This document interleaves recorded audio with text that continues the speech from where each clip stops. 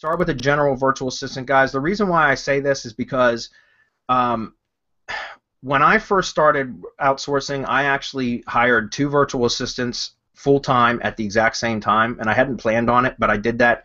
I had already developed the working procedures for building IFTTT SEO networks, and it took me almost 4 months to completely develop those working procedures because it was a lot. If anybody that's been through the IFTTT SEO Academy training knows how much work there is to put those networks together properly. Well, I built all the working procedures for that, and I hired 2 virtual assistants to start building networks because I handed them the training and they were able to build networks from that point forward, which was awesome.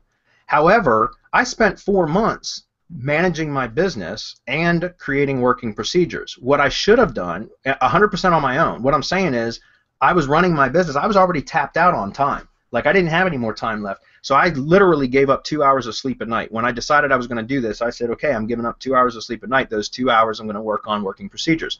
It's a pain in the ass. What I should have done, in retrospect, was I should have hired a virtual assistant, a general virtual assistant, and trained them how to do a lot of the day-to-day activities that I was doing so that I could, then once they took over those tasks, I could have been working on working procedures for the more complex tasks like building IFTTT networks. So, learn from my mistake.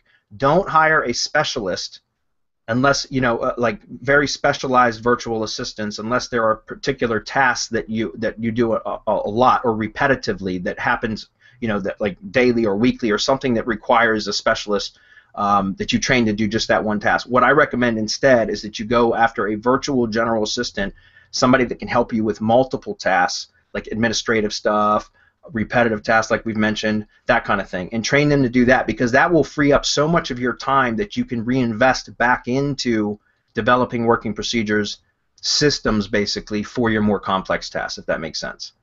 Okay, so don't do it backwards the way I did it. Do it this way and you'll free up time faster. You'll be able to make progress faster. Okay? Potentially a team leader and or project manager. Part of the reason I like this, what I mean by this, guys, is when you hire a general virtual assistant, they're going to become intimately familiar with your business processes and your operations. And because of that, they're going to be in a good position to actually be promoted to a team leader and or a project manager, and where you start to hire people that will be placed in their underneath them, as far like subordinates to them, to where they are managing other virtual assistants. And a general virtual assistant that is intimately familiar with your business is going to be in a really good position to be able to take over that for you. So keep that in mind when you go to hire a virtual assistant, especially if you're hiring a general virtual assistant.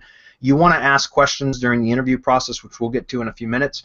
Asking them if they'd be interested in potential management, because you want to first of all let your virtual assistant, the candidate that you're interviewing, know that if they get the job, if they get the job offer, if a job offer is presented to them, that there's room for growth, room for advancement.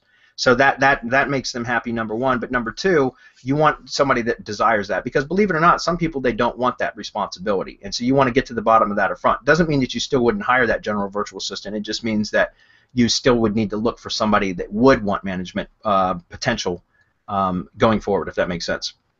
For specific tasks, if you are going to be hiring for specific tasks, I suggest that you hire on a per project basis or part-time, because typically specific tasks aren't going to be required like full-time unless you have that much work for them already.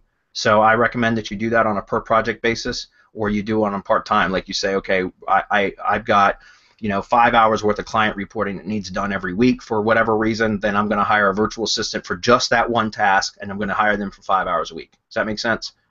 So make it clear that the position will likely turn into full-time. Guys, whenever I hire anybody for a project, I tell them that if they do well for me, then there may be an opportunity for them to come work for us full-time or part-time, but a long-term engagement. In other words, there will be additional work after this one project has been completed.